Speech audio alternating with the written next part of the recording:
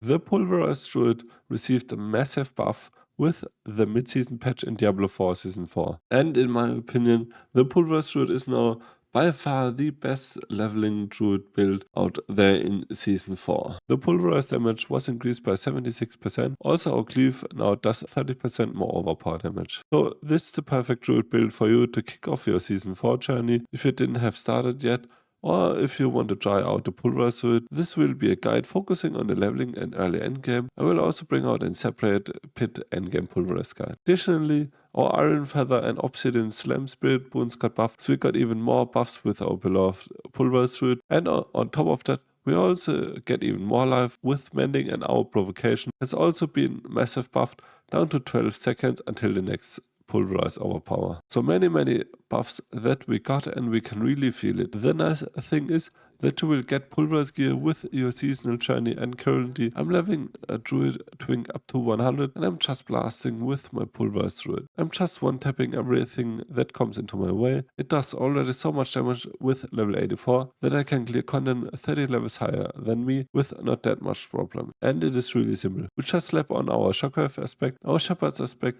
our companions, and on top of that our aspect of Ursan Harrow, and then we just go to the dungeons and just melt the enemies. It is really easy to get this build going. As I said, we'll get all of your gear aspects through your season journey. So if you want to support me and grow as part of a member of my community, please leave a like and a subscribe. It would boost my channel tremendously and I would really appreciate it, and so I can bring out even more build guides in the upcoming future. Hey guys, what's up? Angrentv with another Diablo 4 Druid build guide, and after the quick introduction why you should definitely play the Pulverize Druid and what did get buffed with the mid-season patch, here is my first guide with a little mid to end season guide. I will also publish out a ultra endgame guide that will tackle the pit, but I thought many of you guys will try out the Pulverize Druid now and will play it also in the mid game, because it is a really good leveling and mid and end game build, and you don't even need the crazy gear like Harlequin's Crest or such other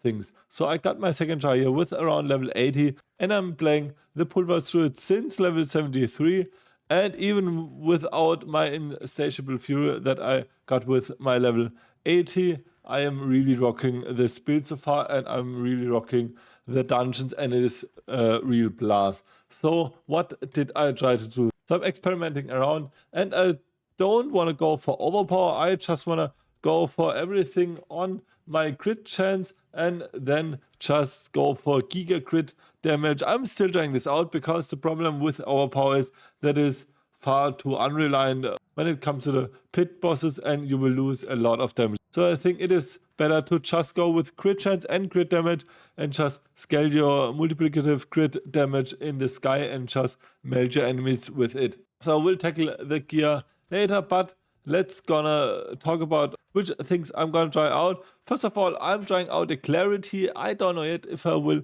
keep this in my endgame char planner. At the moment, it's feeling really good. I'm pressing a companion here and there.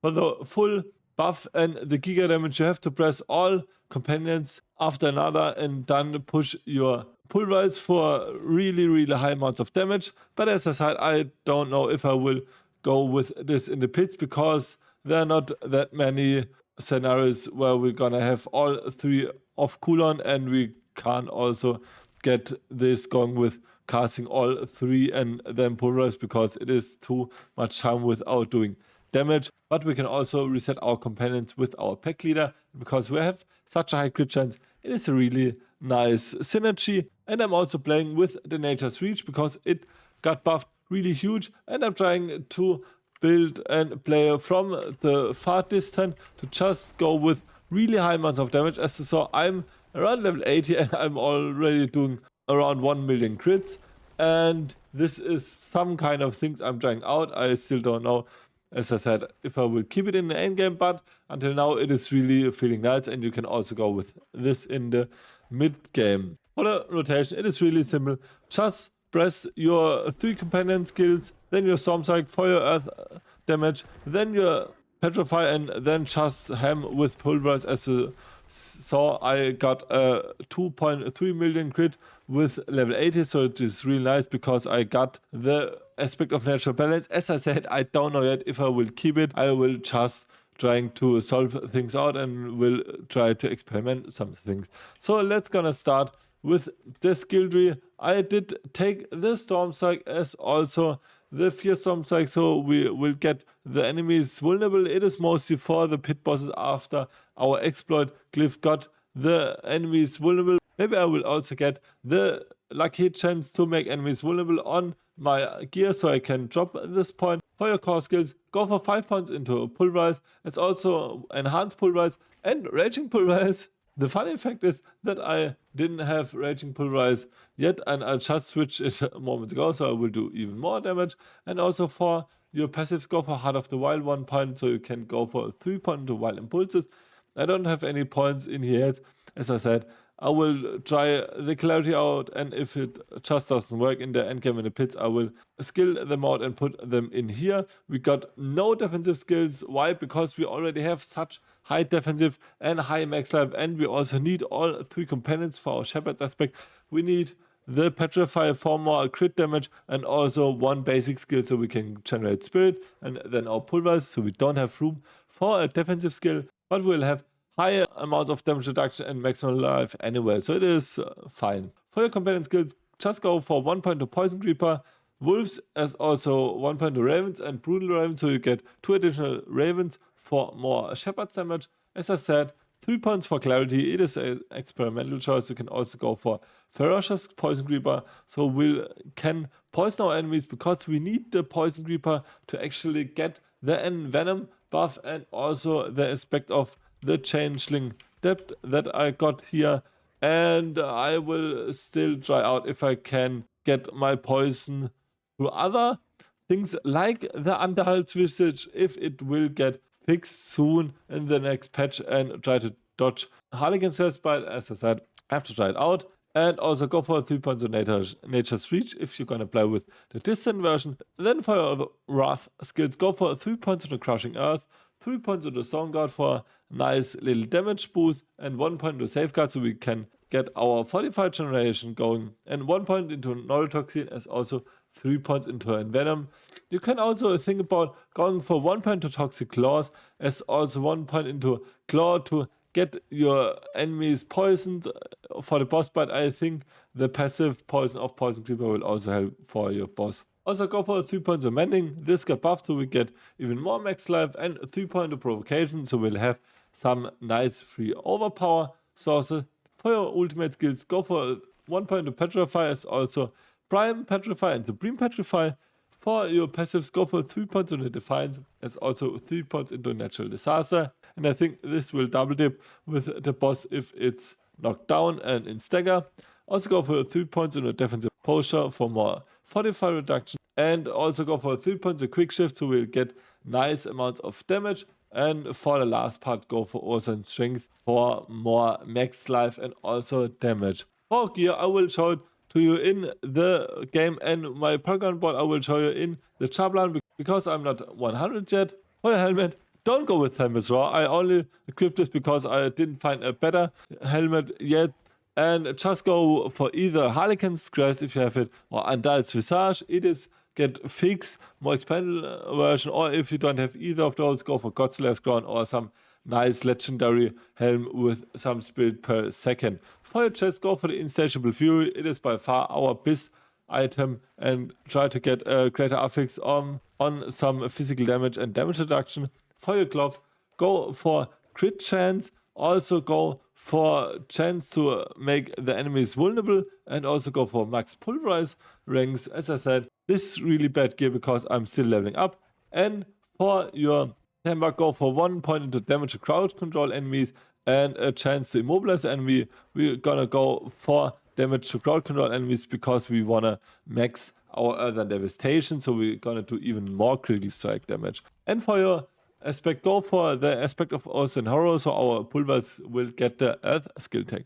Power Pens, I still don't know if I'm gonna choose Tibor's Will because of the nice damage boost and also the spirit gain, but otherwise you can go for aspect of concussive strikes, get your max life, all rest, and your armor going. And for your boots, you have to take aspect of metamorphosis, as also speed per second, willpower, and some nice movement speed. For your temper, go for movement speed and chance to stun your enemies. And for your pants, you can also go for temper to get max life and more chances to stun the enemies. For your weapon, you will take the shockwave aspect. It will boost our pulverize really far. And also go for willpower, max life. And I still don't know yet if I want critical strike damage or some other things. And for your temper, go for earth critical strike chance.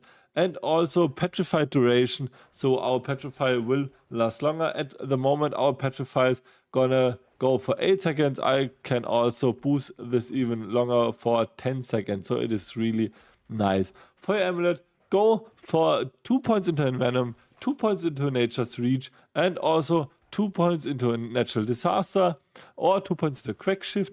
And for your tempers, go for Earth Critical Strike Chance and some movement speed. For your aspect, go for the Shepherd's aspect, and for your first thing, go for the aspect of the Changeling Depth for more damage against poison enemies. Also go for crit chance, attack speed, and maximum life. And for your tempers, go for Earth Critical Strike chance and resource chance. And you can also go for the effects on your second ring, and also go for the aspect of natural balance. So you always have to cast your Storm Strike, then you pulverize, then again Storm Strike, and then again you pulverize for more critical strike damage. For spirit boons, if you have enough damage reduction, you can also go for advantageous beast for more movement speed. Otherwise, go for wariness. For your eagle, go for iron feather for more max life, as also Aven Wrath for crit strike damage. For wolf, you can either go for pack leader if you have the clarity, or just go for calamity for more petrified duration.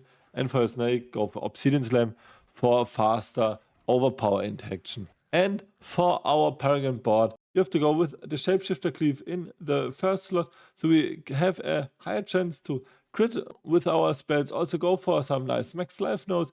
For next board, go for the inner beast node. I still thinking about removing this. It was still a sharpliner from season 3, so I don't know yet if I will remain this. I have to test it out. And also go for the undaunted cleave for more fortify reduction and more damage. There's also some nice life nodes. For your next spot, go for your Earthen Devastation. Also try to cap this with 40%. Also some damage to crowd control enemies. And also Earthen Skycleave. For next spot, go for the Survival Instinct, so we get really huge amount of damage plus. Also go for the Exploit Cleave. As I said, maybe I will go for the chance to make enemies vulnerable, so we can drop the Exploit Cleave for some other things. For the second last board, go for the Ancestral Guidance, as also the Dominant Cleave for more damage in the Overpower mode. And also go for the Ancestral Guidance node. And also for the last board, go for the Consistent Tendrils, so we get nice additional max life nodes. And this is it. And with this setup, you can easily go through the mid game and the end game, and it's really nice. As I said, just try to temper your gear once, and you don't even need to upgrade it besides the weapon, and you will be fine. As I said, I'm doing nightmare dungeons that are around 20 level above me with my level 80, so it is really nice. And you can also play with Pulverize. I think it is a really nice buff, and some positive things of the patch notes. And also post down in the comments below if you're also playing the Pulverize Sword and which setup you got. And if you like this video, please leave a like and a subscribe, and it would boost my channel tremendously. As I said, post down in the comments below, and until the next video, bye.